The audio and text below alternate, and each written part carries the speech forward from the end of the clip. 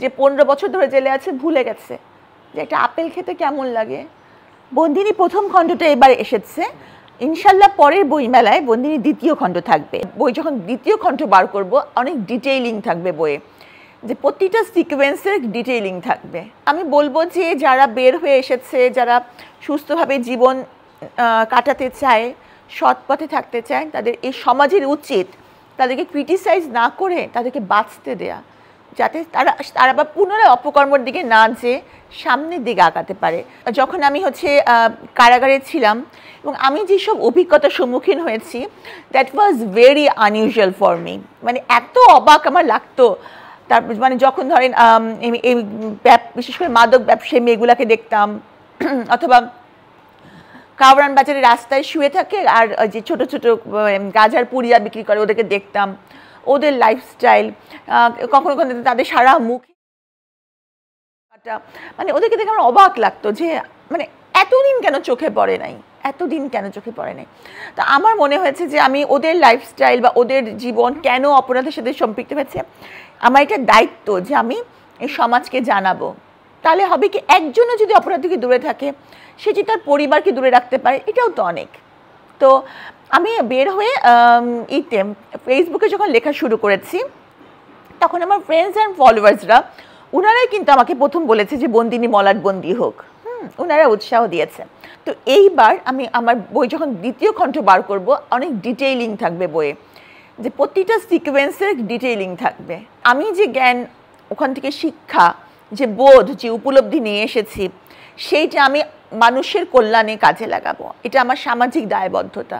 কারণ এই মানুষগুলোকে আমি যে ব্যক্তি সাবরিনা, আমি কখনো এদেরকে জানতে পারতাম না, এবং আমাদের লেভেলে অনেকেই জানেন না যে একটা ধনী পরিবারের মেয়ে কেন ডিরেলড হয়ে যায়, কেন মাদকাসক্ত হয়, কেন আইসের মতো ভয়ঙ্কর মাদক তারা সেবন করে, অথবা কেন একটা পরকীয়ায় মানুষ আসক্ত হয়ে একটা হত্যাকাণ্ড ঘটায়, তার লাইফের কি হয়, তার সন্তানের লাইফের কি হয়। ধরেন একটা মানুষ কেন একসাথে দুইটা মানুষকে মেরে ফেলতে পারে, মানে সব কিছু। তো আমি মনে করি যে এইগুলো একটা সামাজিক বার্তা, এবং যতদিন অপরাধ থাকবে, যতদিন কারাগারে অস্তিত্ব থাকবে, ততদিন বন্দিনীর আবেদন মানুষের কাছে থাকবে। কারাগারে আসলে প্রতি মুহূর্তেই কষ্ট, সেটা শুধু নিজের কষ্ট যেমন, সেরকম অন্যকে দেখেও কষ্ট। কারণ হচ্ছে যে একটা পাখি যেভাবে ছটফট করে একটা খাঁচার মধ্যে, একটা মানুষও সে কীভাবে ওখানে একটি বন্দি অবস্থার মধ্যে ছটফট করতে থাকে, যে তার প্রিয়জনকে দেখা। এমনও হয়েছে, আমি দেখেছি যে সপ্তাহে একদিন উইকলি একটা বাসায় কল করা যায়, ফোন কলের ব্যবস্থা আছে কারাগার থেকে।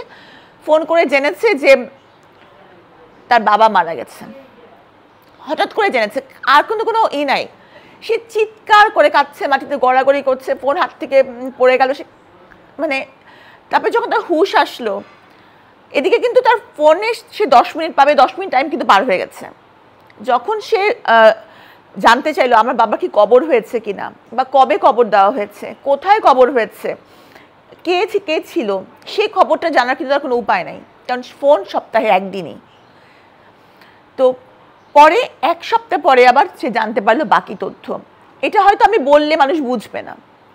তারপরে খাওয়া, এমনও আছে যে বছরের পর বছর একটা মানুষ জানে না যে একটা ফল বা একটা আপেল খেতে কেমন হয়, ভুলে গেছে সে।